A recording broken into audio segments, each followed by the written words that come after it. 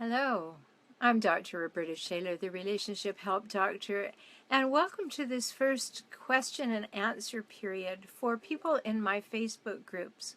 My Facebook groups are called Optimize Life, which is a group for people who are living with or are the exes or adult children of relentlessly difficult people. Those are the people that I call hijackals. And the other group is called Alienated by Love. Insight, strategies, and support for discarded parents and grandparents. So just for fun today, I opened up to questions and I said I would answer them here. So that's what's happening. And so this is, if this works well and people get more and more engaged in the groups, then I will continue to do this on a weekly basis. So just before I start answering these things, I just want to give you a couple of hints. If you're with a relentlessly difficult person, stress always comes into the picture. And during the holidays, that stress can definitely go up. And when it goes up, things get more chaotic. There's more confusion. There's more blame. There's more drama. And so I just wanted to give you a tip or two for not being the one who jumps into the drama game, because you'll be stressed too, and you'll be concerned about, how how to make it a happy holiday. And yet you're also a little bit anxious that the relentlessly difficult person is going to turn it into a three-ring circus, or say something upsetting, or upset someone, or upset you, or be miserable, or fight, or do something to get attention and to do what they love to do, which is to win in all circumstances. So the first thing is keep yourself as calm as possible. I know it's so easy for me to say, but it's not so simple to do. But there are a few things that you can do. When you find yourself getting stressed, check with yourself many times a day and say, okay, where are my shoulders? Am I actually like overly stressed, or can I breathe myself down? And you've probably heard me speak about 4-7-8 breathing. That's a wonderful thing to do for your body. Breathe in deeply through your mouth for a count, or through your nose rather, for a count of 4. Hold your breath for a count of 7. Exhale fully through your mouth, long and slow, for a count of 8, and repeat it at least 3 times. That allows your brain to be reoxygenated, all your red blood cells to get fresh oxygen, carbon dioxide to get out of your body, and it will help you relax. I know I've had people tell me that they do it all day long sometimes, and that might happen over the holiday season because we do tend to be very busy. There are lots of pressures. We put pressure on ourselves, and then there's always the concern that the hijackal will do or say something. So first of all, take really good care of yourself. This is a season for connecting with people, not stressing to the point of did I do everything well enough or right enough or on time enough, but to connect. As long as people know that you care and you love them, that's the major thing. And you can't have that care and love unless you've given it to yourself first. Always remember, you can't give a gift you do not have. You cannot give a gift you do not have. So if you haven't given yourself love, if you haven't given yourself care, if you haven't given yourself compassion, then you don't have that gift to give. And often when we have found ourselves in a relationship with a relentlessly difficult person, they've chosen us because we are givers. We will give and give and give. We will try and do more. We will try and be who they want us to be. In fact, many people with a hijackal end up turning themselves into a pretzel, and it doesn't work. It can't work because a hijackal wants to win. So they're always going to be finding fault. So no matter how much you do to meet their demands, they will find a way to make another demand. So rest, relax, lower your expectations. Lower your expectations to be an expression of love, an expression of caring, an expression of celebration. And if the turkey's underdone, or you don't get to mom's on time, or this and that don't happen, or they don't happen for other people, let it go. Just let it go.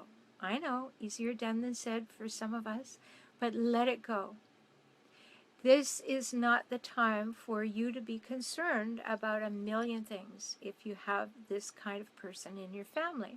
Now, some of you are not in relationship with them as your spouse, but you may actually have a mother or father that you're going to visit that you're really concerned about, that they're going to behave in their usual way and make a mess of something.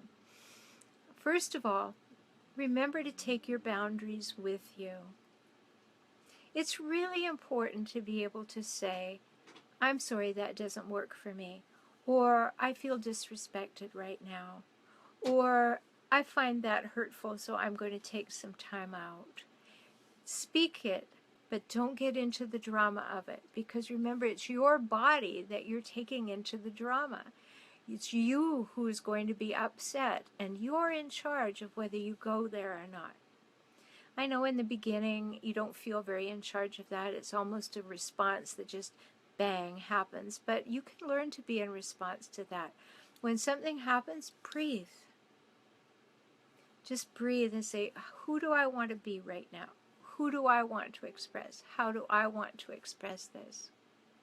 And you know, there's a little trick. When somebody says something that is challenging you or trying to get into your face around something or really trying to be right, you can use this in the most genuine way possible. Simply say, you could be right.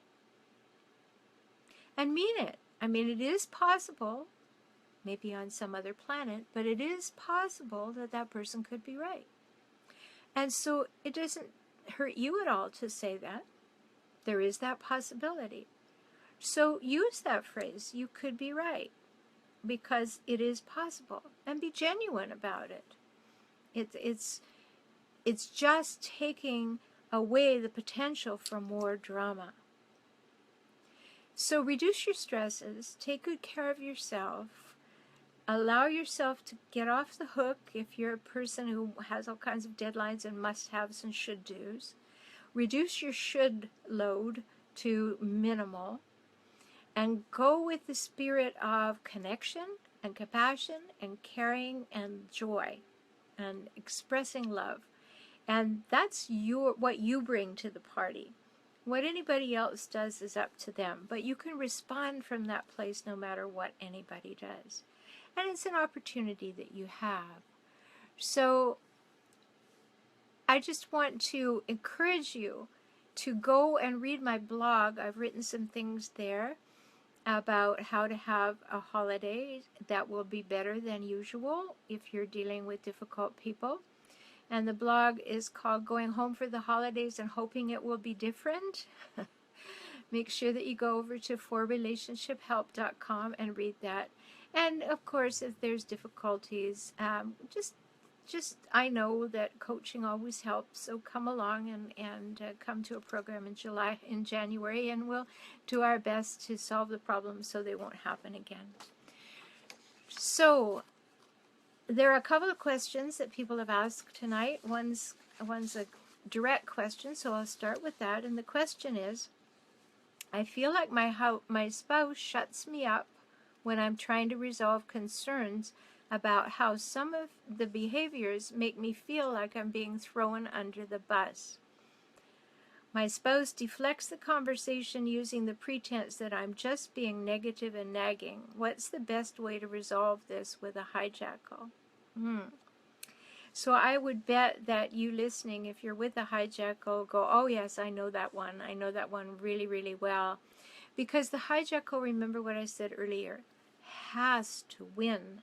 That's their focus. And so when you go to resolve a concern, A, they don't want that conversation because they can't allow that there's anything wrong with them. And B, when you do that, you're setting yourself up to be made wrong by the hijackal, and then you'll be dismissed. And as in this question, my spouse deflects the conversation using the pretense that I'm being negative and nagging. See, you know very well that hijackals twist your words on a dime. You think you've been as clear as you possibly can be, and yet when it comes time to go back and revisit the conversation, any agreement that you made with that hijackal, they're not going to remember because they don't want to remember. They're going to dismiss it. They can't be wrong, of course, so therefore that agreement could never have been made. So you have to be very, very careful about how you bring up concerns to a hijackal. Direct confrontation never works. And I know that you will read in some places that you've just got to stand up and tell it like it is. Well, I want to ask you to take a breath and reflect on that for a minute. Has that ever worked for you? Probably not, because it doesn't work. That's just seen as a red flag to a bull when you blame or you point out faults or you say you're not happy. It is not going to work. What you want to do is to be able to speak about yourself. Speak about yourself very, very honestly and carefully. And then my camera is running out of batteries, so I may end this session abruptly. But you want to speak about yourself. I've been feeling really left out lately, and I wish that I didn't have that feeling, and I really hope that there are some things that can be done that can make it so that isn't the case. What do you think? Now, of course, you're setting yourself up to take advice from a hijackal, but remember the hijackal wants to win. So when you come to a hijackal and you suggest that they may have a good solution, that sometimes will get you in the door. Now, sometimes they're just going to use that as an opportunity to dismiss you and tell you that you shouldn't have that problem or belittle you for having that problem, or just tell you straight outrightly, it's your problem, you handle it, I'm not feeling that way. But in order to express those things and to get them out, own them. Talk about how you feel, what you think, what you need, what you want, and just don't use the word you. Now, I've said that on video before. In my book, Kaizen for Couples, you know, that nice Christmassy looking red book that you've probably seen on my website, I talk a lot in there about what I have found to be the most effective communication tool that you can use. And I created it. It's called the Personal Weather Report. And when you learn to just talk about yourself without using the word you, without talking about the other person, without imputing motives or making assumptions or anything about the other person, you begin to just share what's up for you. It develops a good pattern for you, and you begin to see over time, not the first time, don't think that it's just all going to be fixed the first time and it'll be lovely and the dynamic will change. It won't. But you're doing this for you because you want to have good communication skills for now and forever. So you can only be talking about yourself, not about somebody else. So start with that and see if that doesn't over time begin to take you into a better direction. Also, set boundaries. And how you do that with a hijackal is you simply say, that doesn't work for me. What would work for me is this. And you hope that they will pick up on that. And you may have to do that 5 or 6 times. If they don't pick up on that, then you say what the consequences of them not doing that will be. That doesn't work for me. What would work for me is this, but if that can't happen, I'm going to do this. And so you're just talking about yourself. You're not talking about them, and that can help a lot. So in an answer to this question, that this person is trying to resolve concerns and goes to the partner and says, these behaviors make me feel like I'm being thrown under the bus, that's a direct confrontation. And so you can see why that doesn't work. So the immediate win for this person's partner is to say, oh, you're just being negative. You're always on my case. You're always nagging. Why are you that way?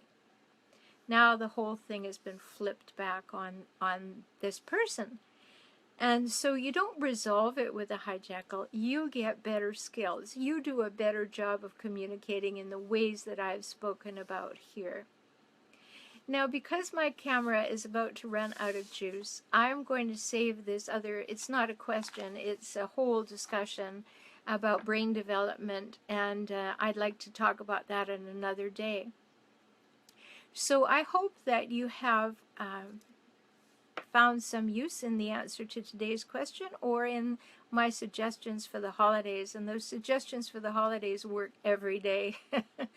Go with you being you now. Don't fall into the trap of reverting to who you used to be on holidays.